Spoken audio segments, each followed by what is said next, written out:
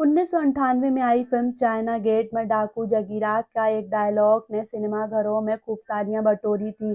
जगीरा बने मुकेश तिवारी की ये पहली फिल्म थी। सामने नसीरुद्दीन शाह, ओम पुरी, अमरीश पुरी, परेश रावल, कुलभूषण खरबंदा और डैनी जैसे दिग्गज कलाकार थे और मुकेश एकदम नए। इतने दिग्गजों के सामने एक अकेला विलन, लेकिन सब पर भारी।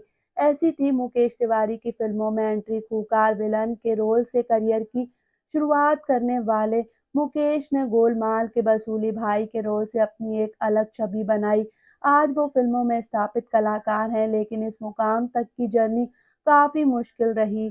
मुकेश ने जगीरा की भूमिका के लिए 27 किलो वजन बढ़ाया और 40 दिन बिना नहाए गुजारे। इस यादगार भूमिका के बाद भी सफर आसान नहीं था। 1 साल तक उन्हें कोई दूसरा रोल नहीं मिला।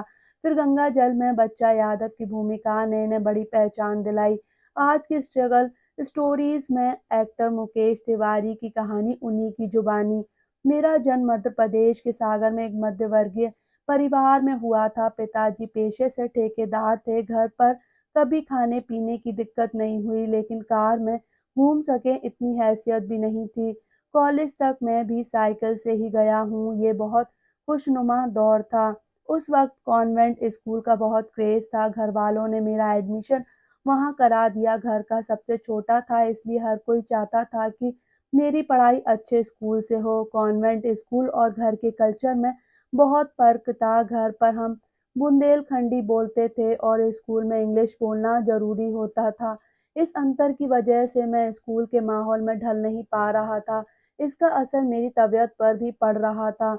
मैं बहुत बीमार पड़ गया। ये बात तब की है जब मैं फर्स्ट या सेकंड क्लास में था। एक दिन ये सारी बातें अपनी माँ को बताई।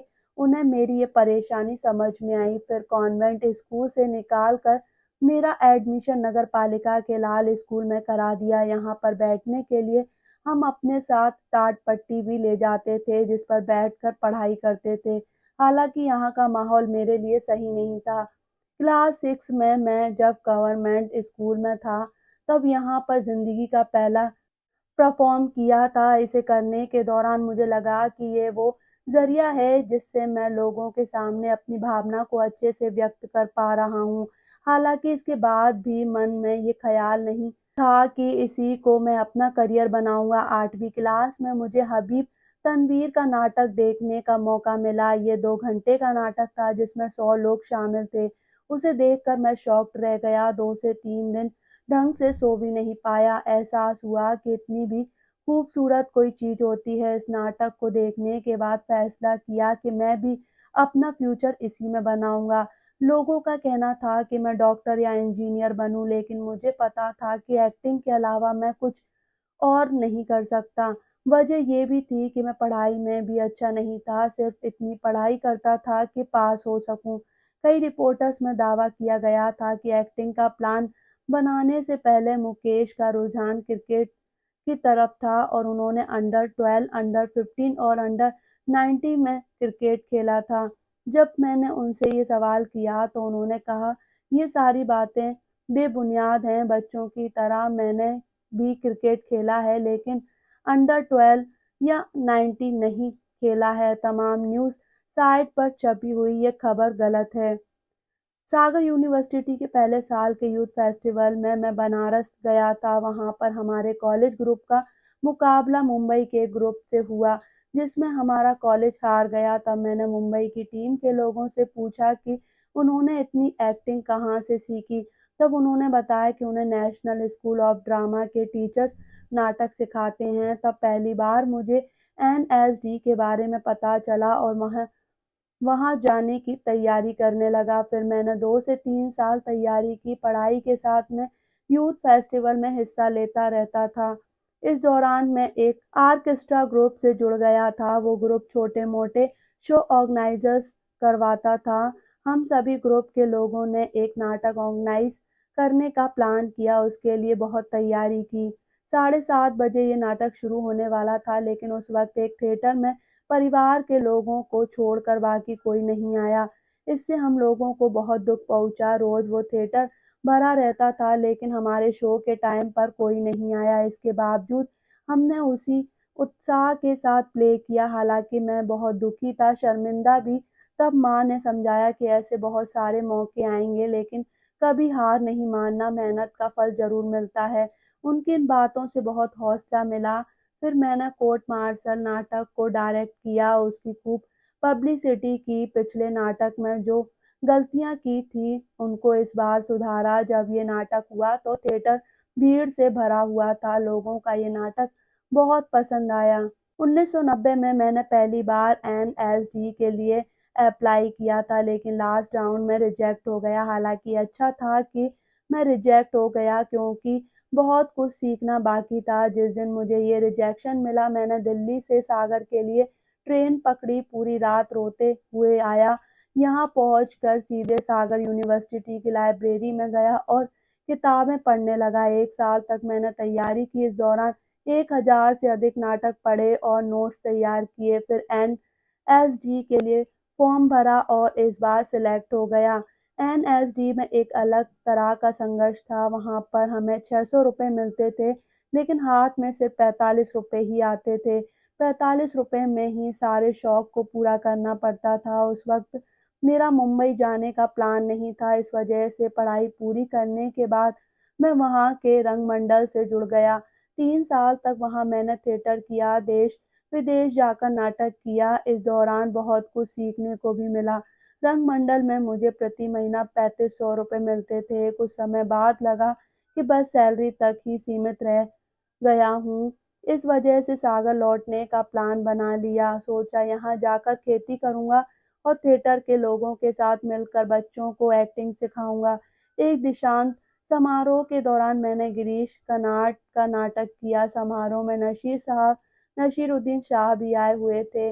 नाटक देख उन्हें मेरा काम पसंद आया। दरअसल उन्होंने मुझे एनएसडी में पढ़ाया भी था। उन्हें लगा कि जो लड़का शुरुआती दिनों में ढंग से बोल नहीं पाता था, आज वो बड़े नाटकों में लीड रोल प्ले कर रहा है। उन्होंने मेरी तारीफ भी की।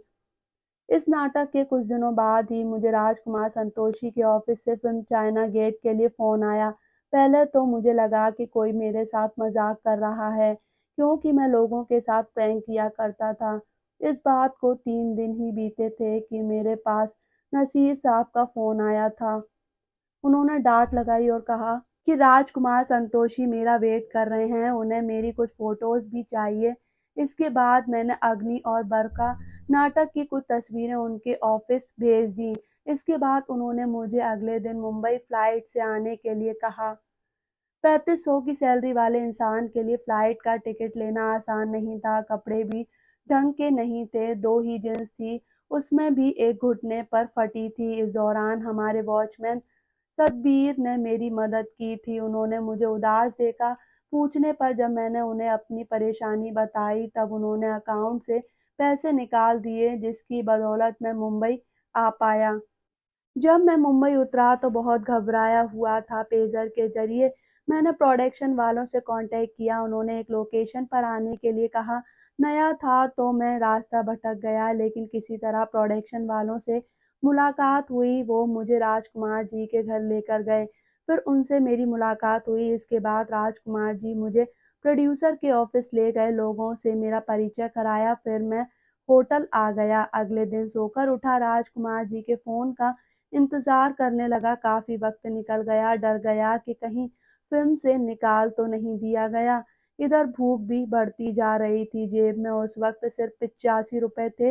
होटल का मेन्यू देखा तो दिमाग घूम गया। सिर्फ एक रोटी की ही कीमत 80 रुपए थी। मुझे इस बात का भी ज्ञान नहीं था कि खाने का इंतजाम भी प्रोडक्शन वालों ने किया है। जब नहीं रहा गया तब मैं बाहर गया और पहली बार बड़ा पाव खाया।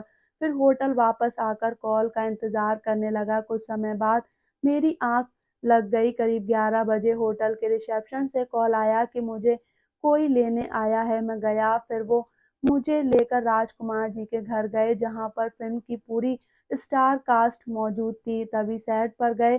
फिर मैंने अपना स्क्रीन टेस्ट दिया, जो सबको पसंद आया। राजकुमार संतोषी ने मुझे वापस भेज दिया और कहा कि शूटिंग वाले दिन बुलाया जाएगा। इस सिलेक्शन के बाद मैं होटल आकर खूब रोया।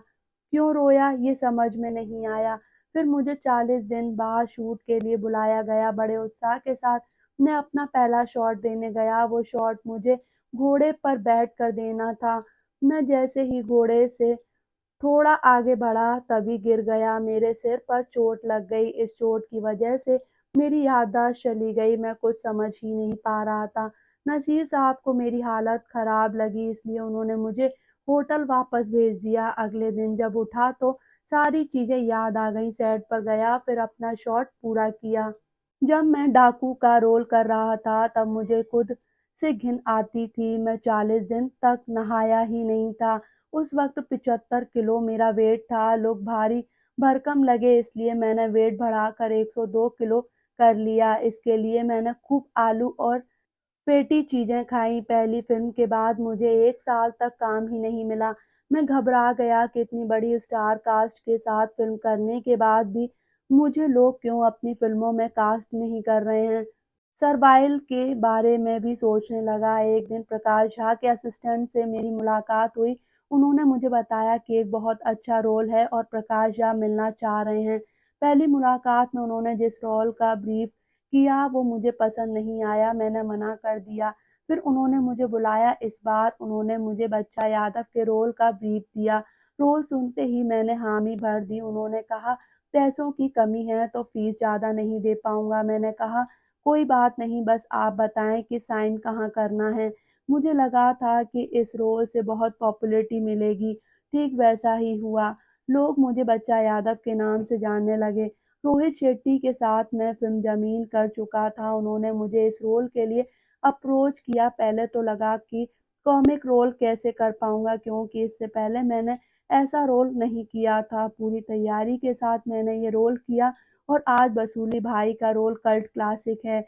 कॉलोनी के बच्चे भी मुझे वसूली अंकल कहकर बुलाते हैं।